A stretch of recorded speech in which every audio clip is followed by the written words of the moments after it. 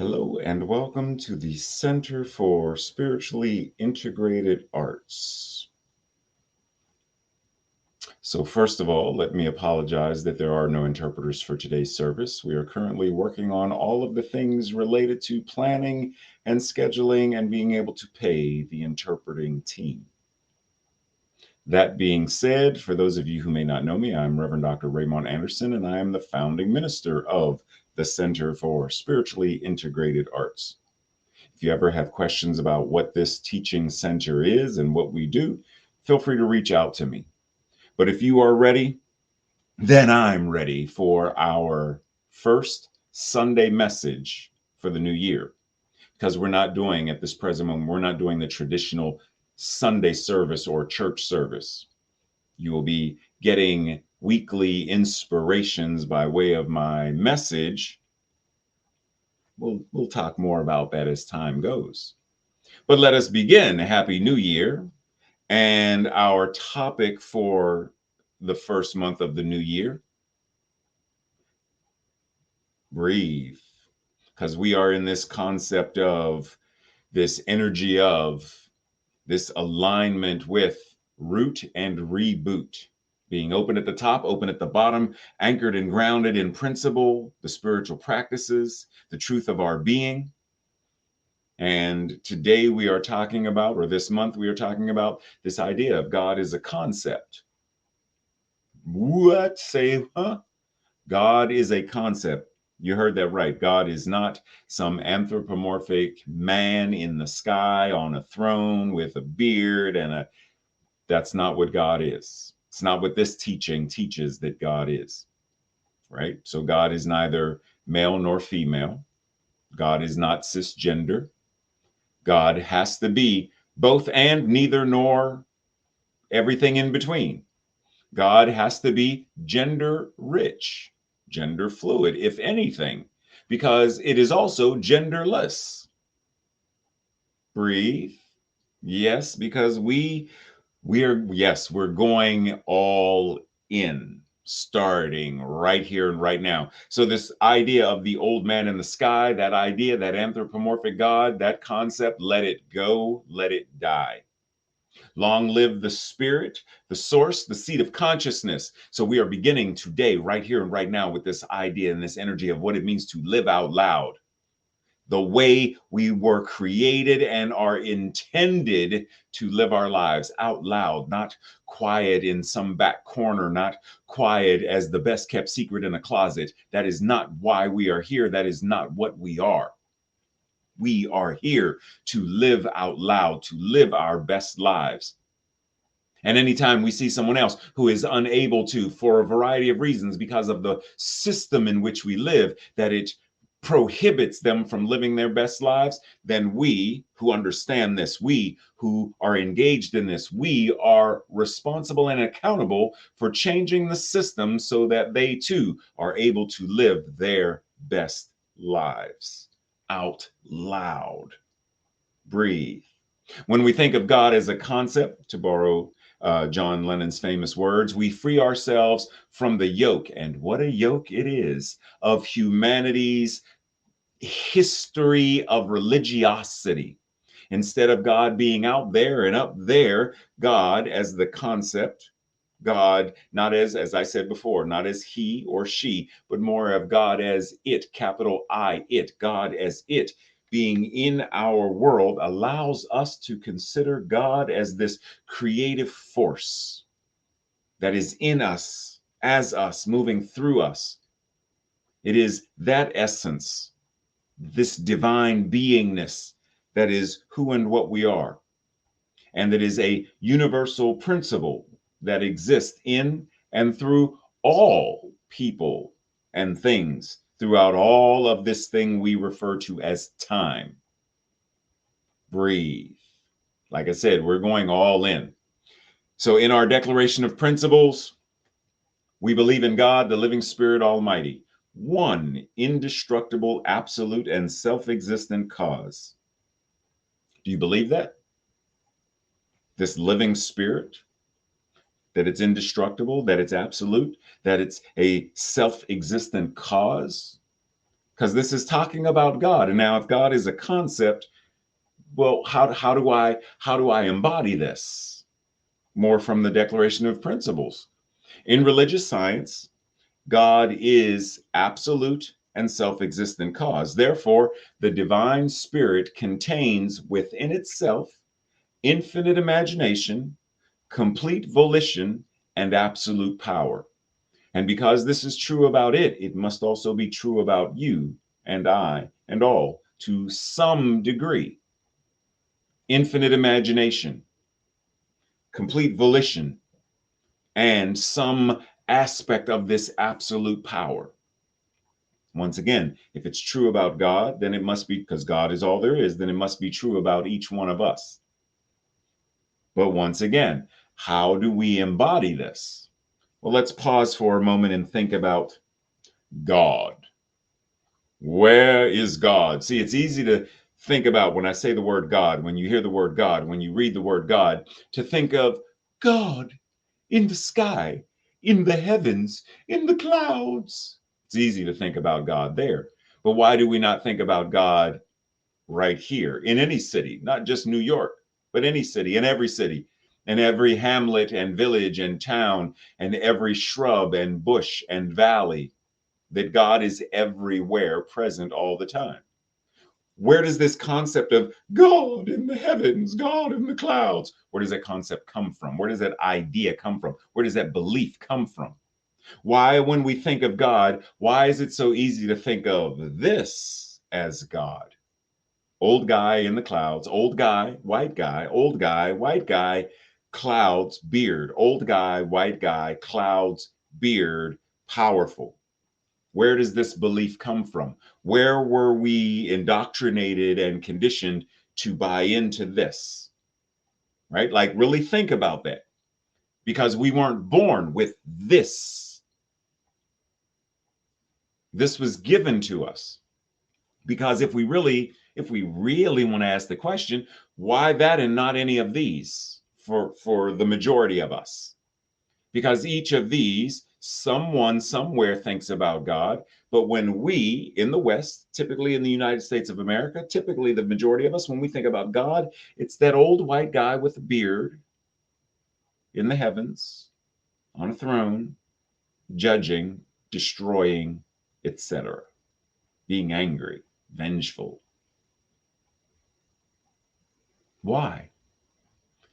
And all of these, someone somewhere believes them, or at one time believed them. Are these not also the many faces of God? In the same way that someone can have an apple in their hand, are there not many ways that this apple can be apple pie, apple cider, apple sauce, apple fritters, apple, right? Like, so the concept apple can be shown and digested in many vast imaginative ways. And yet, back of the pie and the cider and the fritters, there's this. Whatever we call it, there's this fruit, this edible thing, that from this, all of these came into being. So why not? Why not embrace the many faces of? Since God is a concept anyway, does it matter the face of the concept? Ask yourself that. And it may for you, it may matter. You may not care for Thoth as the face of God. You may not care for Shiva or Amaterasu as that. You may not care for that. Oshun, you may not care for that as the face of. Okay, but why not? Why not?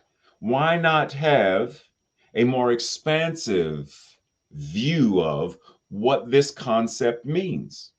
What does this idea, these three letters have resulted with so much pain and trauma on the face of this planet?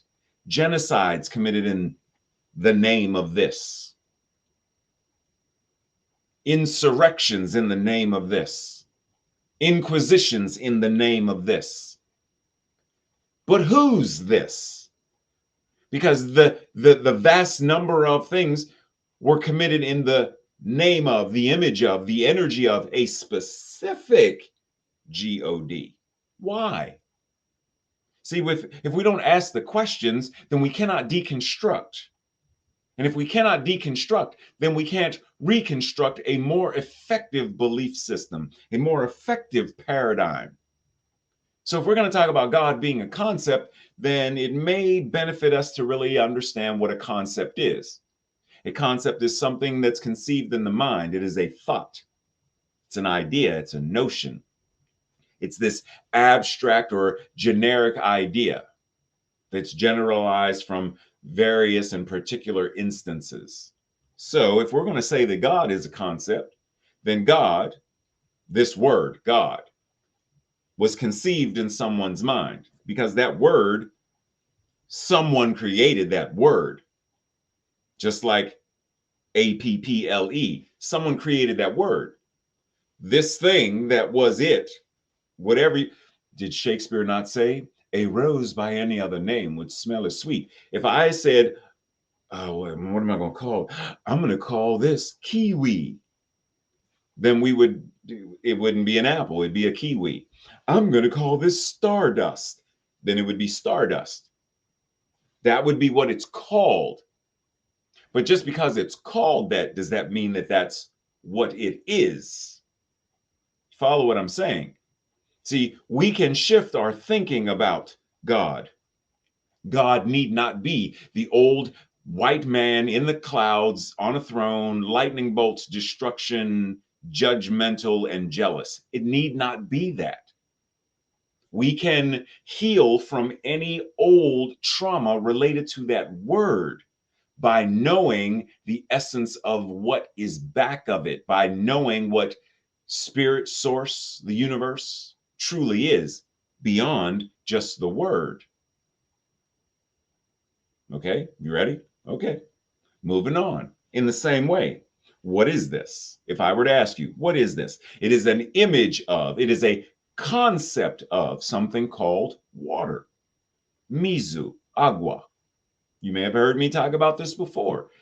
You see the concept, you know the concept, you know the word, but the word and the actual substance are two different things. No matter how many times I say the word water, water, water, water, water, agua, agua, mizu, vasa. Doesn't matter how many times I say the word, it's not quenching anybody's thirst. And it doesn't matter if someone doesn't know what it's called.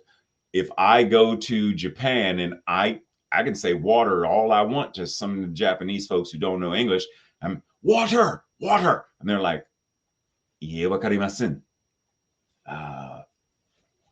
Wakarimasen. They don't understand what I'm saying. So the word doesn't matter. The word is not going to get me the drink. So I have to begin to do something that I believe that they are going to recognize the concept of, and they go, oh, sake. It's clear. Is it water? That's not water.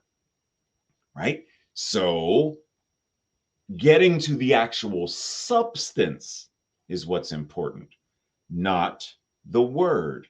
Getting to the essence of God is important, not the word. Getting to the essence, because once again, I can say the word cake, say it all I want. I can't eat the word, can't really eat the picture. I can try, but it's not going to do me any good. It's a concept. This image is a concept. It brings a certain idea into your mind, just like that word God brings a certain idea into your mind. But that idea isn't God. This idea isn't cake. This idea of beauty means what? What is beauty? Is beauty not subjective? To a certain degree, is God not subjective? Because think about it. For some, God, Allah, and God, Elohim, and God, Oshun, and God, Odin, and God, I can go on, Ra, and God, I can go on and on and on and on and on. Each person has their own understanding, their own relationship to that concept. If we want to partake of beauty, whether that is beauty as seen in the rising of the sun or the setting of the sun, then we have to go to that place where the sunrise and sunset occurs. If we want to partake of the beauty of a work of art, then we must go where art is being displayed. We must be in the presence of it to truly experience it, to embody it, to become one with it. This is absolutely no different than God, source, spirit, the divine. We are being invited to a new level of experience with the divine. So this word, phrase, work experience, what does it generally mean? If I were to ask you, what does it mean to have work experience? According to the dictionary, the definition, an experience of working, such as you don't appear to have any work experience at all, an experience of working.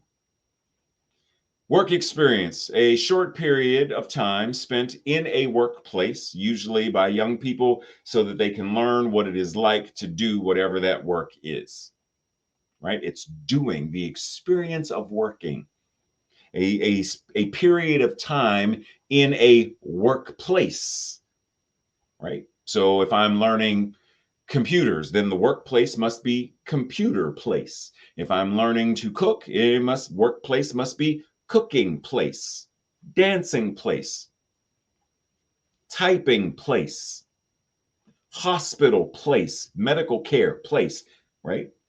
I'm not going to learn how to do woodwork if I'm at a car shop, car dealership, auto mechanic shop, right? If I want to learn how to work on cars, then I go where people work on cars. If I want to learn to fish, then I go where people fish, not the desert, right? So, what does this have to do with what we're talking about today? Well, work experience and God experience are absolutely no different. If you want to experience, then you must experience, which is the experience of the practicing the present. Practicing the present, the same way you practice woodwork, you practice the trombone, you practicing the presence. Practice God, engaging in practices that encourage and nurture the mystical experience of oneness. How do you engage in the practice of feeling and being one with God? God experience is the active and engaged practice of God, no matter the amount of time spent in a workshop, workplace, airport, taxi cab. Doesn't matter where you are. Coffee shop, grocery store, doesn't matter where you are. Waiting room, doesn't matter where you are. Whether you are among friends, among family, among strangers, doesn't matter where you are or who you're with. It is how you practice the presence of God wherever you are. That's God experience. Now, we could spend a whole day talking about, well, what does it mean to practice the presence? What does it mean to engage? What does it mean? And we're going to be talking about that over the next couple of weeks. But right now, simply think about the idea of what does it mean to build your resume where you are right now? What is your current God experience? What are your current spiritual practices? What do they afford you the ability to feel and the ability to do in your lives and in the world? Meditation. What does it afford you the ability to feel? What changes in your life? What changes when you now go out in the world and live your life? What changes? What are you feeling? What are you doing as a result of meditation? As a result of music? As a result of journaling? How are these practices changing you and how you show up in the world to be able to live out loud? Build your spiritual resume as a practice. Once again, from our Declaration of Principles, back of all form, there is a divine substance. Hid within every appearance, there is an adequate cause. If we judge by the appearance alone, as though it were self-created, we make the mistake. We make the mistake of thinking that that shadow is the substance, right? We think that that picture of cake is cake. We think that the picture of water can somehow be consumed. It can't. When I see my body, I somehow don't see that this body is the divine incarnating. I simply see a body of a 56-year-old African American man who's aging, who's not as flexible as he once was, who is currently experiencing a health challenge, whatever that means, blah, blah, blah. It's easy to only see that. But we are invited to move beyond that and not judge by appearances, not alone, but to also understand that back of this 56-year-old body is that body of God that is infinite and ageless.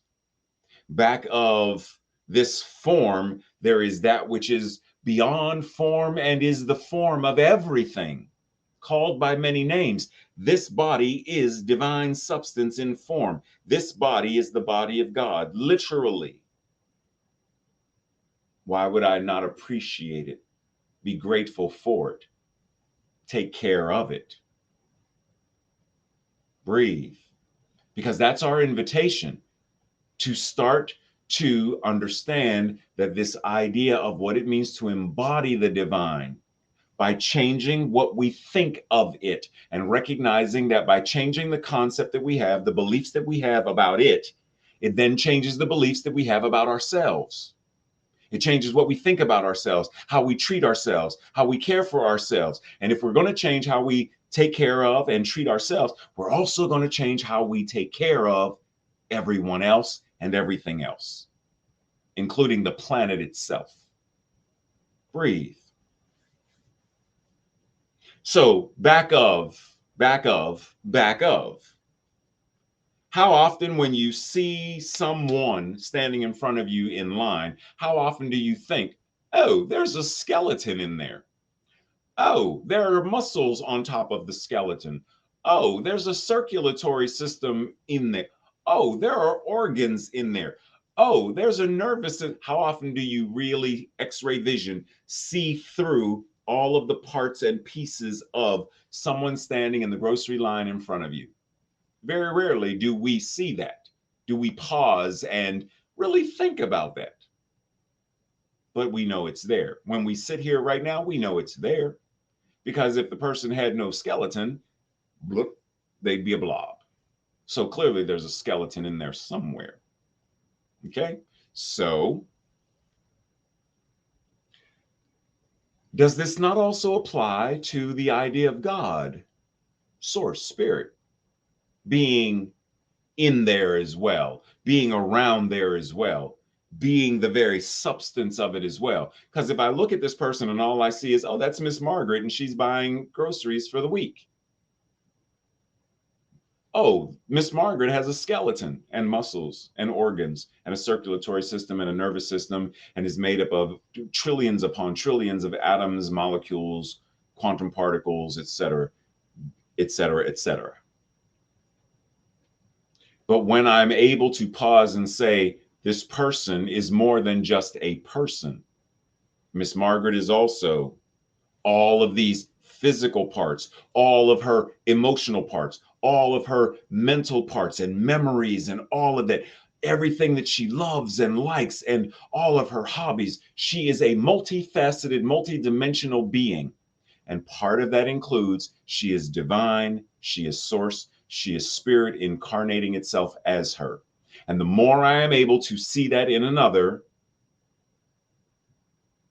the more I'm able to see it in myself. And the more I'm able to see it in myself, the more I'm able to see it in another. And the more I'm able to see it in another, I see it in myself. Get where I'm going? It becomes this reciprocal loop of, as I give, I receive. As I receive, I give. As I inhale, I exhale. And I exhale and I inhale. This loop of life continues. This loop of divinity continues. by our recognition of it, our engagement with it, our practicing the presence of it. Breathe. In the Chinese Dao, this idea of the Tao is defined as the absolute principle underlying the universe, combining within itself the principles of yin and yang, and signifying the way or code of behavior that is in harmony with the natural order. Yin and yang, the flow. Masculine, feminine, dark, light, up, down, hot, cold, all and all, the absolute, in all of the ways that the absolute shows up. This idea of duality being a unity. It's not yin or, it's yin and yang, or technically yin yang. It's not even and, because they're both. It's why you see within each a circle of the other. You cannot escape. Within yang there is yin, within yin there is yang. So why would there not be within human there is God, and within God there is... Just saying, what if? What if we completely flip the narrative of what we normally think about God and ourselves? Remember what I said before about that idea of Miss Margaret has a skeleton? You realize buildings have skeletons too, right? What else has a skeleton? What else has a form that makes it what it is? Because once again, if I can identify this, that the building doesn't just exist, that there is a concept that creates it, there is a form, there is a structure, and back of that, there is the divine. It doesn't just work with people, it's everything. The Upanishads refer to Brahman as eternal consciousness, irreducible, infinite, omnipresent, and the spiritual core of the universe, of finiteness and change, Brahman. There's a phrase you may have often heard me reference, Aham Brahmasmi, I am Brahman. I am that absolute. I am that eternal consciousness. I am that infinite omnipresence. I am that. What it is, I am, because it's all there is. Am I willing to practice that? Am I willing to bring that awareness into my life? Remember what I said about that building? And back of that, there is a concept, blueprint. Blueprint drawn. From the drawing, it's constructed. There is a blueprint for everything that we're doing in our lives. We may not sit down, draw it out or whatever, but there is a blueprint for why we act the way we act, what makes us behave the way we behave. Sometimes the blueprints are memories, and sometimes those memories are trauma. And there's all these other things that go on. Our habits, blueprint. If we want to change the building, we must change the blueprint. If we want to change our practice of the presence, then we must change the blueprint. We cannot think about God as this old white man sitting on a cloud with a beard, with a lightning bolt in his hand, ready to kill folks. If we want to live out loud as spiritually responsible, accountable, and powerful beings, we must change the blueprint. We must change what is back of the expression. The Quran says He is Allah, the creator, the inventor, the shaper, and He alone has the most beautiful names. Whatever is in the heavens and the earth constantly glorify Him. And He is the Almighty, the All-Wise. And once again, what is true of God? Do you see yourself as wise? Do you see yourself as an inventor, as a shaper? Do you see yourself as the embodiment of this creative power, whatever name we call it? And oftentimes we think of this idea of consciousness being in our head. And consciousness isn't in your head. Consciousness is what you are. Consciousness is everything all around you at all times. Consciousness is, and what it is, you are. If we want to change the way that we live, we must change the way that we think, change the way that we feel, change the way that we communicate, change the way that we act. We must change the practice. Breathe. Rev Ray says, in the martial arts, as influenced by Western ideas, the student moves from the novice, white belt, to master, black belt. And then even the master moves in degrees, such as fourth dan, which is a practice in the Japanese systems. This advancement of skills occurs by daily practicing whatever their chosen art form is: karate, kung fu, wushu, qigong, tai chi, aikido, whatever it is, hapkido, tangsudo, whatever it is. Not by occasionally practicing when it is needed, right? You don't practice CPR when you need to do CPR, but practicing it as often as one breathes. For even the breath,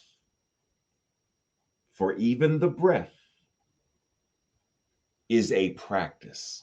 So how do we breathe effectively? So ask yourself, am I willing to dedicate my life to spiritual practice, to spiritual principle, to practicing the presence? Am I willing to dedicate my life to my spiritual practices? Am I willing to dedicate my life to practicing spiritual principles? Am I willing to dedicate my life to practicing the presence, to practicing God? And if so, what will this new way of showing up? What will this practice look like? And if not, why am I hesitating? Breathe. This week's practice, journaling, conversation. 1. Holmes says we can only be as much as we can imagine. What do you do to increase your imagination muscles? 2. How does God change as we change? You know, is God the same today as God was when you were 5 years old? How does God change when we change? How do we grow into our idea of God? How does God grow into our idea of us?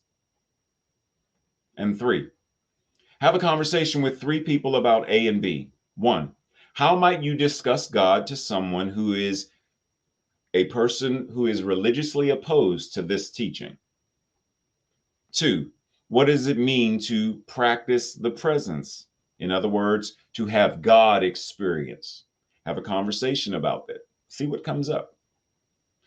Breathe. This week's affirmation or declaration, I'll say it first, and if you feel in resonance and of one accord with it, then say it with me on the second time around. I am present with what is. I open to possibilities. Together. I am present with what is. I open to possibilities. Breathe. Breathe and anchor in as we close our Sunday message this week. Just know that there is more information that will be coming over the next several weeks because the teaching center is brand new. So stay tuned. Feel free to join us, subscribe. Feel free to follow on the various social media platforms. If you ever want more information, just email me, call me, text me, etc., and I will be sure to get you the information. And as our team builds, someone will be sure to reach out to you.